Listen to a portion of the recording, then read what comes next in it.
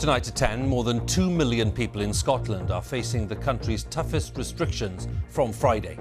The 11 council areas include Glasgow, where non-essential shops, bars and restaurants will have to close, but schools will stay open. These decisions will give us the best possible chance, albeit in a limited and careful way, of being able to ease restrictions in all parts of Scotland for Christmas. We'll have the latest on the strategy of the Scottish Government, and we'll be discussing the fallout from Boris Johnson's remarks that devolution has been a disaster. Also tonight, the Spanish businessman paid over £20 million of British taxpayers' money for his role in securing protective garments for the NHS. Less than 3 weeks after he was suspended, Labour has reinstated Jeremy Corbyn, who says he's sorry for the hurt caused in the row over anti-Semitism. In Thailand, more violence in the streets of Bangkok as protesters demand changes to the country's constitution. They are spraying water cannon. It's laced with chemicals, so you can really smell the tear gas in it. And for the first time, a fully operational private spacecraft takes astronauts from Earth to the International Space Station. And coming up in sport on BBC News, a thriller at the ATP Finals in London as the French Open champion Rafa Nadal is beaten in straight sets by Austria's Dominic Thiem.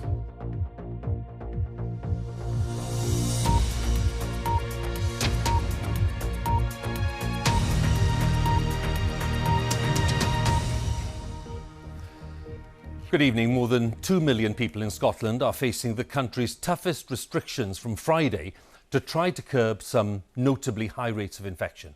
The new regime will be in place until 2 weeks before Christmas.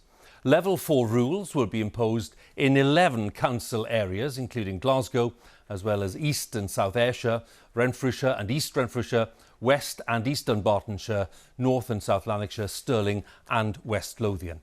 In those areas, non-essential shops and bars, restaurants, hairdressers and visitor attractions will all have to close. Non-essential travel outside the local council area is now against the law in Tier 4, and anyone breaking the rules could be arrested there. But schools in the affected areas, along with nurseries and essential shops, will be staying open. We'll start tonight with this report by our Scotland editor, Sarah Smith. Maryhill Road in Glasgow, the city where Scotland's infection rates are highest. And so, tougher rules are to be imposed from Friday. Under level 4 restrictions, schools like this will stay open, as will the huge supermarket down the road. But just about every other business in between, the shops, cafes, barbers, beauticians and the bookies, they're all going to have to close for 3 weeks. Existing restrictions preventing any performances mean this dancewear shop is already suffering. How are you doing?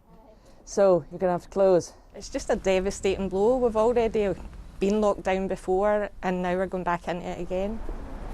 The florist shop closed in the spring, but hopes to keep some orders going this time. So you've heard about the new restrictions?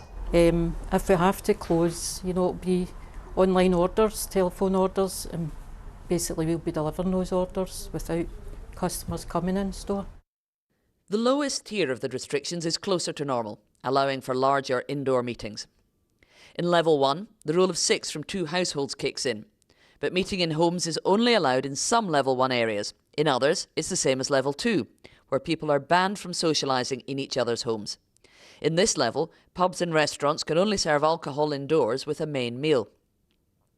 In level 3, cafes must shut at 6 and can't serve alcohol. In level 4, it's closer to a full lockdown. Non-essential shops are closed, as well as all hospitality settings and entertainment venues, but schools remain open.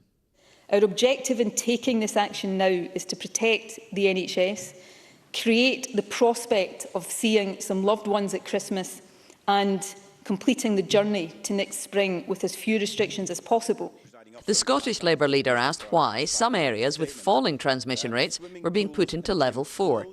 What assurance can she give them and millions of others moving to level 4 this Friday that this time 3 weeks really does mean just 3 weeks? The level 4 restrictions will end on the 11th of December, and then we will decide what levels these areas go into then. Until then, more than 2 million people in Scotland are basically being told to stay inside. Rubbish, total rubbish. I mean, I'll be honest, I might have to put the key in the door. My business might be finished. It needs to be done. So I think too many people have gotten too used to just getting a bit more relaxed. These tough restrictions are due to end on December the 11th. Nicola Sturgeon described this as a short, sharp move that's designed to try and drive down infection rates in time to allow for a little bit more freedom around Christmas. And she's revealed that all 4 of the UK nations, Scotland, Wales, England and Northern Ireland, are working together to try and agree a common approach to restrictions around Christmas time, because of course people are going to be wanting to travel all over the country to see friends and family at the end of December. Sarah, we do know, of course, that the handling of the pandemic has been at the root of lots of the debate about the way that devolution works. And we had the Prime Minister yesterday apparently saying that devolution's been a disaster. Now, what's been the fallout from that today? Well, there's been some furious backpedalling from ministers and some just straight-out furious Scottish Conservatives. Some of them openly disagreeing with the Prime Ministers. Others are trying to suggest that what he really meant was it's the SNP government that's a disaster in Scotland, not the institution of the Scottish Parliament himself. But that's what he said. And of course, there are absolutely crucial elections to that Scottish Parliament coming up next year, in less than 6 months' time. It doesn't help the Conservative campaign for those elections when you've got the Prime Minister saying things which disagree with the policy of his Scottish party and frankly sound tone deaf to people of all political persuasions across Scotland. That's why you've got Labour today saying that it's the Prime Minister Boris Johnson who's a bigger threat to the Union than the SNP, and the SNP are of course delighted. They think this just strengthens their argument for full Scottish independence at a time when a whole slew of polls have suggested there may be majority support for independence in Scotland. There are going to be really vital constitutional arguments going on for months, and the Scottish Conservatives have got to be really hoping that during those the Prime Minister picks his words a little bit more carefully. Sarah, many thanks once again. Sarah Smith, our Scotland editor, there with her thoughts tonight. Now, a Spanish businessman was paid more than £20 million of British taxpayers' money for his role in securing protective garments for NHS staff during the pandemic. Documents filed in a US court also revealed he was in line for millions more in subsequent payments. A legal dispute being fought in Miami has revealed the sums of money made by some foreign companies which have been supplying the NHS with PPE. And it's led to further questions about the way that the UK government has managed the procurement process. Our special correspondent Lucy Manning has the story.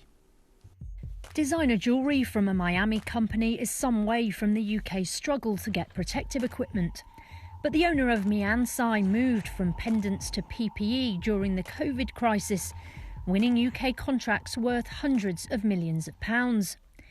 The owner, Michael Sager, who says he had business connections in China, told a fashion website he was designing his latest jewellery collection while procuring PPE. And court documents from America show just how lucrative his new venture has been, not just for him, but the man he paid to help him, a Spaniard called Gabriel Gonzalez Anderson. The two men fell out, prompting a court case in Miami. The legal documents open the lid on just how British taxpayers' money was being spent. Gabriel Anderson was, the court documents make clear, to help with product sourcing, logistics and quality control. The contract says that when the Department for Health and Social Care got the PPE, Anderson would then be paid what is described as a consulting fee. By June, Sager had successfully delivered 2 PPE shipments to the UK. For helping with that, Gabriel Anderson was paid a consulting fee of $28 million. That's about £21 million. The court documents say Sager's contracts with the government were lucrative, and Mr. Anderson did very well from them. The UK put in more orders.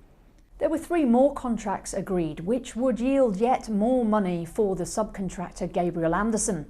A deal for 1 million boxes of gloves. The consulting fee was more than $1.5 million. For another contract for 3 million boxes of gloves, the fee was more than $3.5 million. And a final contract for 10 million gowns for the UK government, and Anderson would get $16 million. But it's claimed Anderson didn't fulfil his role in these contracts, and it led to delays delivering the PPE to NHS staff. The campaign group The Good Law Project is planning to challenge the government in court over the deal. I don't blame Sega for making these vast profits. If government is handing out free money, then by all means stand in line. The real criticism that's to be made here is of the huge profits that government allowed to be generated. In a statement, Sega said, "At no time have we ever used any middlemen. We have few full-time staff, so for large projects we bring in short-term contractors for additional expertise. We are exceptionally proud to have played our part in providing frontline workers with the millions of pieces of PPE they need." The Department of Health said we have been working tirelessly to deliver PPE, delivering more than 4.9 billion items. Proper due diligence is carried out for all government contracts, and we take these checks extremely seriously. In August, the BBC revealed the government bought 50 million masks that couldn't be used in the NHS, and it's likely to face more criticism tomorrow when the spending watchdog publishes its report into how PPE was purchased. Lucy Manning, BBC News. Now, the government's official figures show that more than 50,000 people have died with COVID-19 in the UK. But on another measure called excess deaths, the figure is almost 71,000. Excess deaths is the difference between deaths this year and the average number over the past 5 years. The latest figures also underline the differences across the UK during this second wave, with the northwest of England recording over a third more deaths than usual, while London has seen no difference at all. Our health editor Hugh Pym has been studying the figures. A community hospital facing up to COVID. The coronavirus ward at Clacton Hospital in Essex is getting busier, more so than in the first wave. Hello, Sheila. We keep doing your swabs. Some patients are here for 2 weeks or more, waiting till they test negative, but some have not survived. The staff at the moment are quite emotional. We've had quite a few deaths, and it's quite hard managing staff that are emotional. They need, like emotional support. The overall COVID impact is shown in total excess deaths from all causes.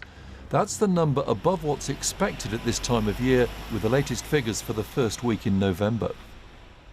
This line shows the average number of UK weekly deaths over the last 5 years, and this one shows what's happened so far this year. And you can see there was a sharp spike at the peak of the first wave in April. The red area shows COVID deaths, the blue other excess deaths, some of which may be linked indirectly to the virus because people didn't seek or didn't get hospital treatment. Then it falls back towards the average before picking up again in recent weeks, though it's still well short of that first peak. There's a lag between cases being diagnosed and then some patients getting seriously ill and not surviving. We can expect deaths to carry on going up for several more weeks because we already know that cases have been going up for several weeks, and the people whose deaths were registered in the latest data will probably have caught COVID sometime in October. There were big variations in excess deaths. The highest in the northwest of England, Wales and Northern Ireland were all around a third above their 5-year averages in the latest week. Scotland's were 12% above average.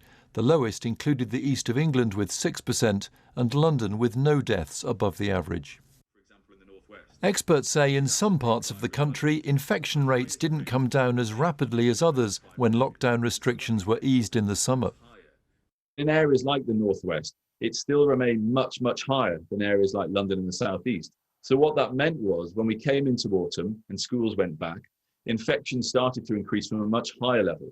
And so we're seeing those higher levels in these areas feed through to much higher mortality and excess death rates. Ministers and officials say case numbers should start falling soon, and that should pave the way for a return in December to tiered restrictions in England.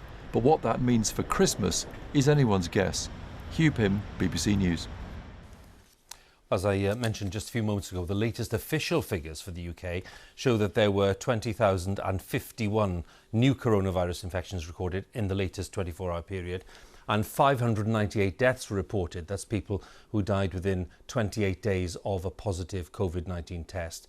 and it takes the government's official number of deaths. This is not excess deaths, it's the official number of deaths so far across the UK to 52,745. Now, France has become the first country in Europe to register more than 2 million cases of coronavirus. Only the US, India and Brazil have recorded higher numbers. France will remain under a national lockdown until at least the 1st of December. Health Minister says that the spread of the virus has slowed down, but it is still circulating widely. Now, less than 3 weeks after he was suspended by the party, the former Labour leader Jeremy Corbyn has been reinstated. He was suspended after he said that the scale of anti-Semitism in the party had been overstated. Mr Corbyn issued a statement today saying he regretted any hurt that he'd caused and that there was no room for anti-Semitism or racism of any kind in the Labour Party. Our political correspondent Ian Watson is at Westminster. And Ian, now that we have Mr Corbyn's statement and he's been reinstated, is this the final chapter in this controversy? No, I think there's several pages to be written yet, Hugh, actually, because in order to gain readmission to the Labour Party, Jeremy Corbyn had to clarify the comments that got him suspended in the first place. He said that concerns about anti-Semitism weren't exaggerated. He'd simply meant that the vast majority of Labour members were deeply opposed to anti-Semitism. But while he clarified those comments, he resisted pressure to apologise, and that has reopened some of the old divisions. So while long-standing supporters of his leadership of the Labour Party, including important trade union figures, have welcomed the decision to readmit him, Jewish groups in particular, the Jewish Labour movement, for example, have denounced his swift return to the fold.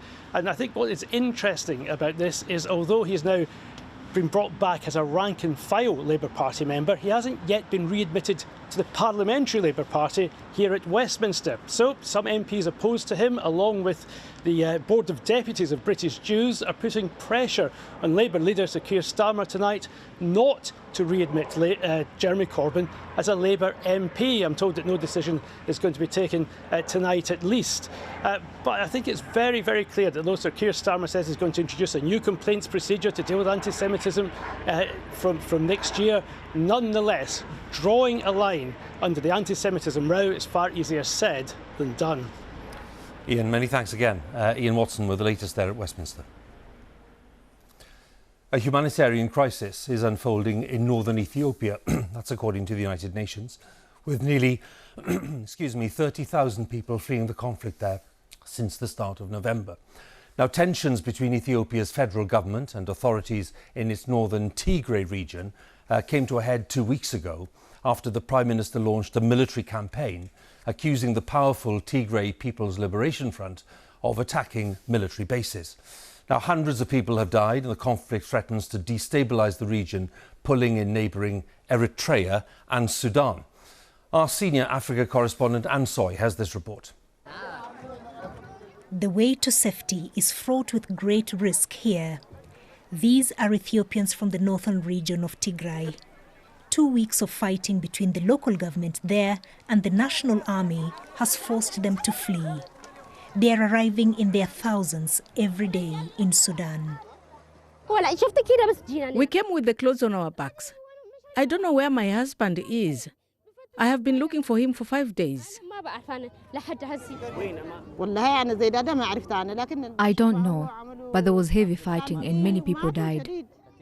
After that, they told us to leave. So we fled. Everyone did. They don't mind that the barren lands of eastern Sudan have little to offer. They build makeshift shelters in which they can finally sleep in peace. Aid is slow to come. The sheer size of the arrivals, it is really overwhelming the humanitarian response over there. It is kind of a call on humanity, whoever is listening, because a country like Sudan, who already has like nearly 1 million existing refugees, this is an additional shift in the refugee numbers, and they will also need international support in this. These are some of the few pictures coming out of Tigray. The National Army says it has taken control of the western side. The state broadcaster showed what they say are celebrations in one newly liberated town. With the communications blackout there, it's difficult to independently verify reports from the region. And the government has rejected calls for mediation. We don't need any mediation until we bring the ringleaders to court, because any mediation would incentivize impunity and unruliness. And so the onslaught continues. The federal government says it's making the final push for the regional capital Mekelle after a 3-day deadline to surrender passed. But there is doubt it can quickly subdue the war-hardened former rulers of Ethiopia who govern Tigray. As with every conflict, the real losers are the civilians whose lives have been disrupted and continue to be threatened with little help coming their way. Anne Soy, BBC News. People living in social housing in England will have more protection and rights to demand improvements to their homes under new reforms in the wake of the Grenfell fire in 2017. The government says the changes mean that the voices of residents will never again go unheard. But critics say there is still an insufficient number of new social homes being built, with more than 90,000 households currently living in temporary accommodation. Our home editor, Mark Easton, has been looking into the story. 3 years ago, Hissam lost 6 members of his family on the 22nd floor of Grenfell Tower, including his mother and sister. He has been waiting every day since for politicians to deliver the answers he seeks. We want justice, people to be prosecuted. We want to make sure that this doesn't happen ever again. You don't think that today's white paper takes you part of the way? No.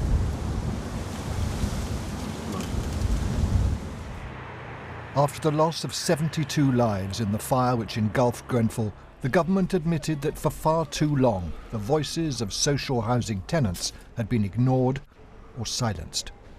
Long after the TV cameras have gone and the world has moved on, let the legacy of this awful tragedy be that we resolve never to forget these people.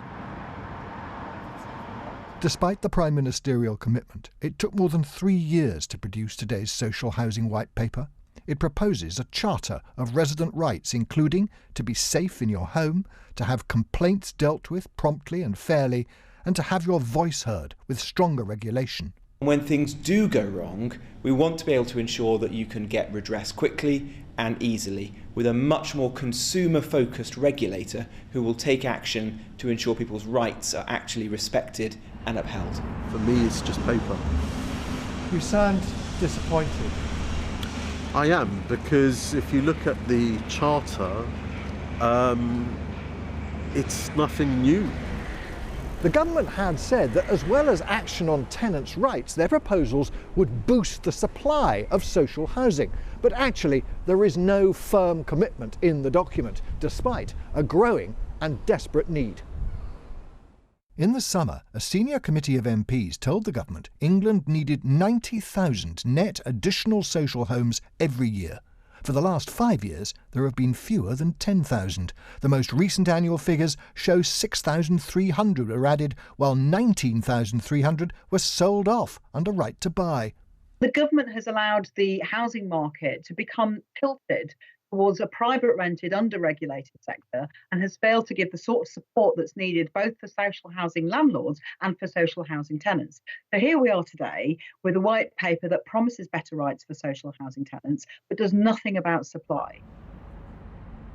Ministers say they want today's social housing plans to ensure tenants are treated with dignity and respect. Whether it will prove to be the generational shift in attitudes they've promised remains an open question. Mark Easton, BBC News, Grenfell Tower. Now, there's growing speculation that the Treasury could announce a temporary cut in the foreign aid budget next week as part of its spending review. Ministers have said it is legitimate to look for savings at a time when the public finances are under great strain, but the idea has been opposed by MPs, including some senior Conservative figures.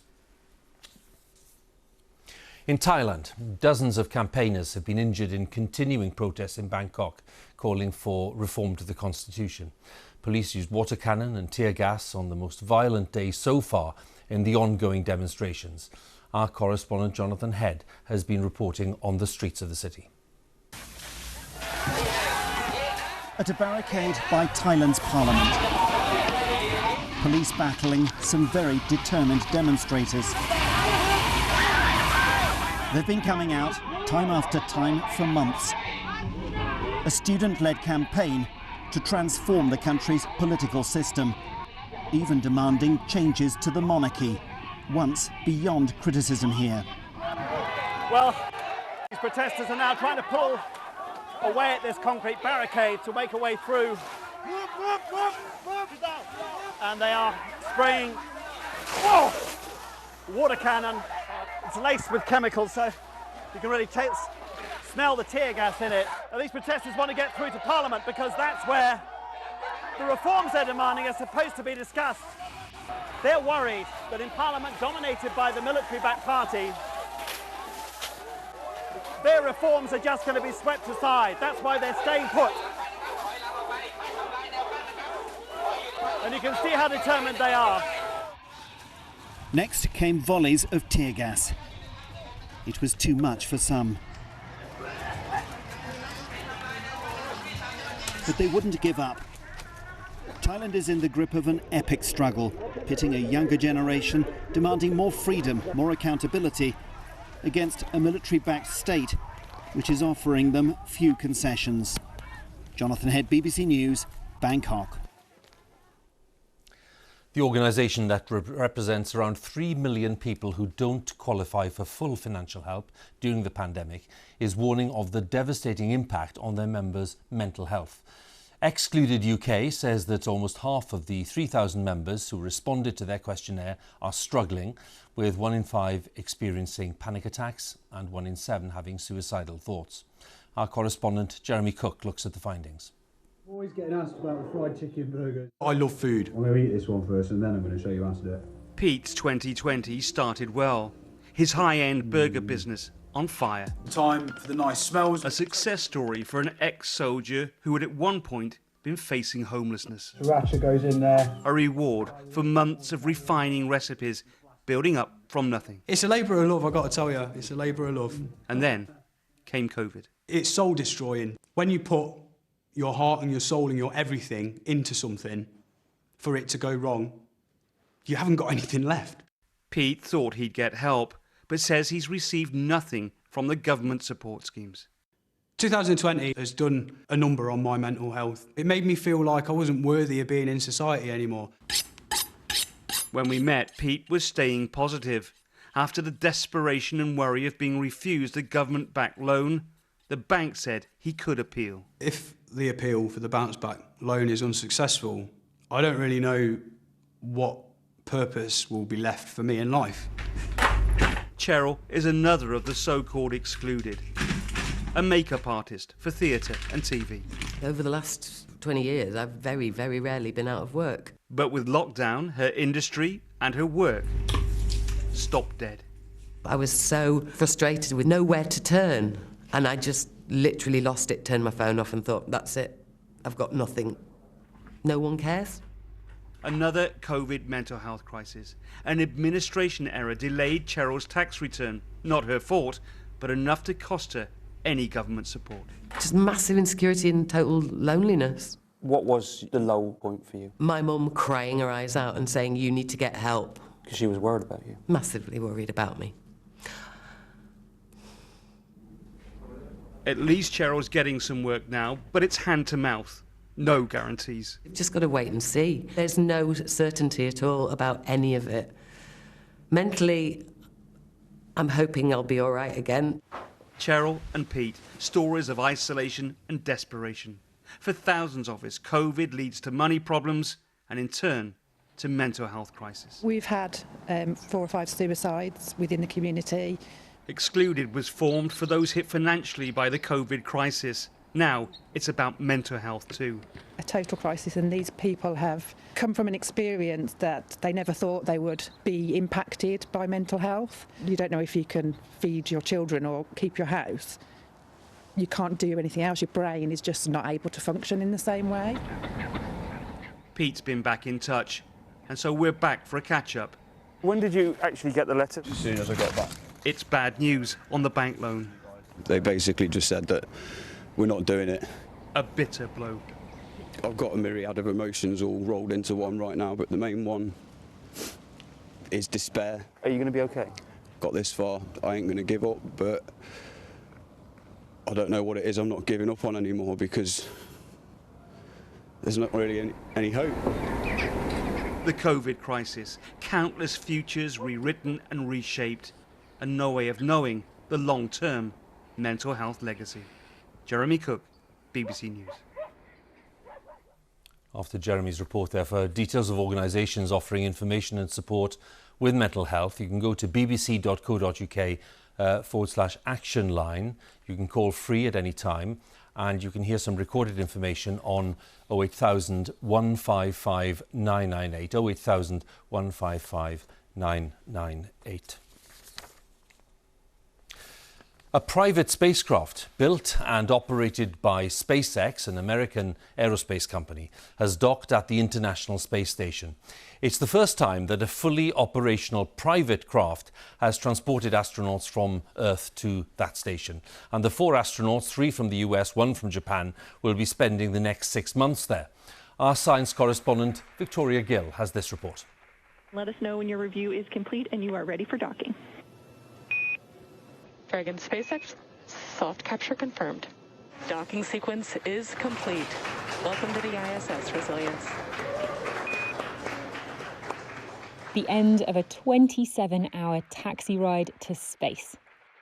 For the first time, 4 astronauts have arrived for their mission on the International Space Station aboard a commercial spacecraft. NASA's Michael Hopkins, Victor Glover and Shannon Walker, and the Japanese Space Agency astronaut Soichi Noguchi will spend about 6 months living and working on the space station. I can't tell you how excited we were when that rocket lifted off the pad, and then the last 27 hours has gone really smooth, actually. Sunday night's SpaceX launch marked a new era for NASA, one in which it buys seats for its astronauts from a private aerospace company. It's a move the US Space Agency says will save it billions of dollars that it can invest in future missions to the Moon and Mars. Why is this flight such a big moment? And companies like SpaceX, who are reusing so many parts of their rocket, the first stage boosters, the nose fairings, all being captured, is really pushing what we can do with technology to the limits, but it's bringing down the cost of access to space. For this crew, when their mission is done in 2021, their private space taxi will be waiting to bring them home. Victoria Gill, BBC News. That's it now on BBC One. It's time for the news where you are. Have a good night.